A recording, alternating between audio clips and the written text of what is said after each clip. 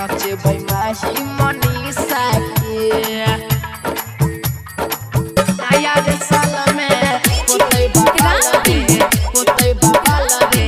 नचे बैमाही मनीषा के नचे बैमाही मनीषा के नया रे साल में होतै बवाल रे नचे बैमाही मनीषा के सुने रे दीपका सुने यो जीतबा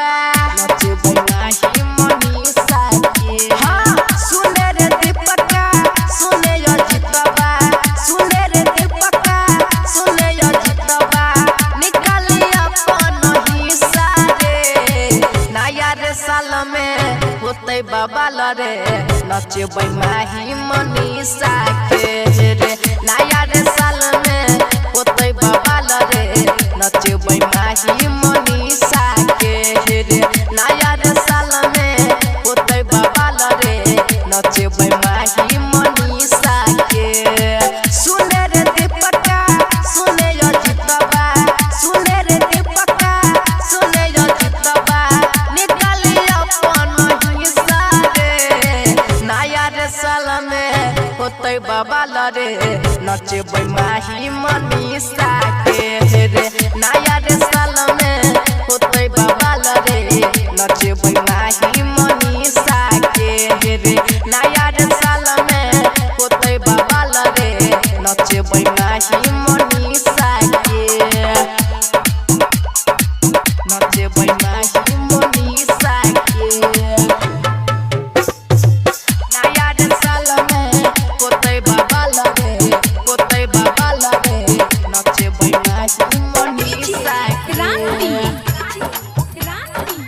नचे बैमाही मनीषा के होतै खूबे सुन रोमांस रे नया साल मनतै धूमधाम से नया साल मनतै धूमधाम से होतै खूबे सुन रोमांस रे नया साल मनतै धूमधाम से नया साल मनतै धूमधाम से नाच देखैला सब करार हो सचिन मछौरा निर्चो तैयार हो सुने न नीति समीता रे नया रे साल में होतै बवाल रे नचे बैमाही मनीषा के रे नया रे साल में होतै बवाल रे नचे बैमाही मनीषा के रे नया रे साल में होतै बवाल रे नचे बैमाही मनीषा के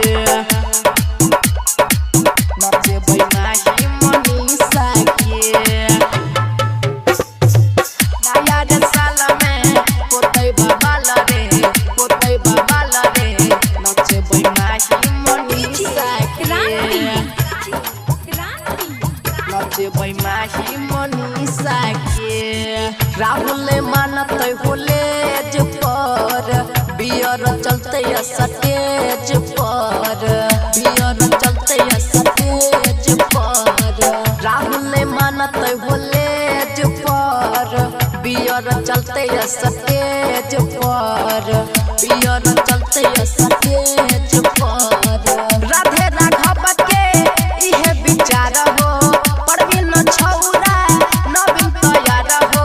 गाना बजा के रसीला के नया रे साल में होतै बवाल रे नचे बैमाही मनीषा के रे नया रे साल